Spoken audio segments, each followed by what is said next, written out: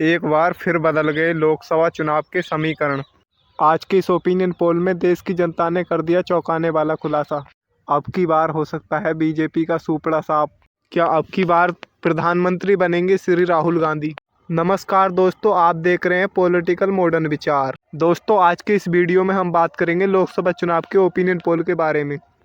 यानी कि दोस्तों, इस बार केंद्र में किस पार्टी की सरकार बन सकती है। यानी कि दोस्तों, इस बार भारत का प्रधानमंत्री कौन बनेगा। क्या भारत के प्रधानमंत्री राहुल गांधी बन पाएंगे? क्या एक बार भारत के प्रधानमंत्री मोदी जी बनेंगे? आज के इस ओपिनियन पोल में देश की जनता ने चौंकाने वाला खुलासा कर दिया। तो चलिए दोस्तों, आज के इस ओपिनियन पोल को शुरू करते हैं और देखते हैं कि आखिर भारत का प्रधानमंत्री बनेगा कौन। तो चलिए दोस्तों, आज के इस वीडियो को शुरू करते हैं और देखते हैं कि यदि आपने हमारे चैनल को सब्सक्राइब नहीं किया तो प्लीज़ हमारे चैनल को सब्सक्राइब अवश्य कर लें और वीडियो के कमेंट बॉक्स में अपनी राय अवश्य दें। आपको क्या लगता है कि इस बार भारत के प्रधानमंत्री कौन बनने चाहिए और कौन भारत के प्रधानमंत्री बनने लायक है? तो चलिए दोस्तों, आज के इस ओपिनियन पोल को शुरू करते हैं।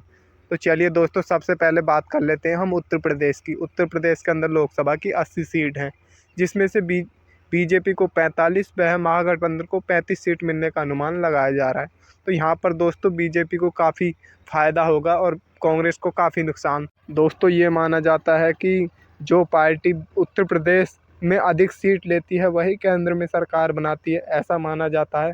लेकिन यह अब की बार कितना सच बैठता है और कितना झूठ, देखते हैं।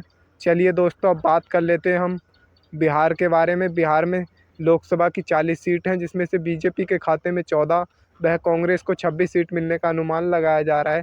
तो यहाँ पर दोस्तों बीजेपी को काफ़ी नुकसान हो सकता है और कांग्रेस को काफ़ी फ़ायदा, तो ऐसा माना जाता है दोस्तों। चलिए दोस्तों, अब पंजाब की बात कर लेते हैं। पंजाब के अंदर लोकसभा की 13 सीट हैं, जिसमें से बीजेपी को 0 वह महागठबंधन को 5 सीट मिलने का अनुमान लगाया जा रहा है। तो यहाँ पर दोस्तों अन्य दलों को 8, यहाँ पर बीजेपी को काफ़ी नुकसान होगा क्योंकि उसका खाता भी खुलने के लिए तैयार नहीं है पंजाब के अंदर। तो चलिए दोस्तों, अब बात कर लेते हैं हरियाणा की। हरियाणा के अंदर लोकसभा की 10 सीट हैं।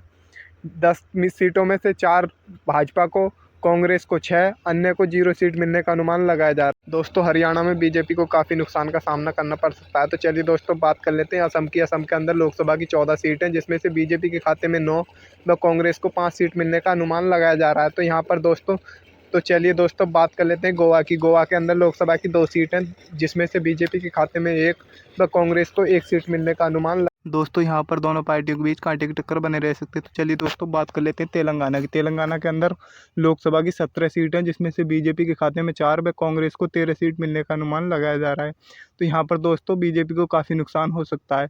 तो चलिए दोस्तों, बात कर लेते हैं मणिपुर की। मणिपुर के अंदर लोकसभा की 2 सीट हैं, 2 की 2 सीट कांग्रेस पार्टी को मिलती नज़र आ रही हैं। ऐसा हो सकता है कि बीजेपी को यहाँ खाता भी खुलने में दिक्कत हो सकती है। तो चलिए दोस्तों, अब बात कर लेते हैं अगला राज्य मध्य प्रदेश की। मध्य प्रदेश के अंदर लोकसभा की 29 सीट हैं, जिसमें से बीजेपी के खाते में 17 व कांग्रेस को 22 सीट मिलने का अनुमान लगाया जा रहा है। तो दोस्तों, यहाँ पर जो सर्वे निकल कर आ रहा है अभी तक का, कांग्रेस आगे चल रही है और बीजेपी काफ़ी पीछे। तो चलिए दोस्तों, बात कर लेते हैं छत्तीसगढ़ की। छत्तीसगढ़ के अंदर लोकसभा की 11 सीट हैं, जिसमें से बीजेपी के खाते में 5 व कांग्रेस को 6 सीट मिलने का अनुमान लगाया जा रहा है।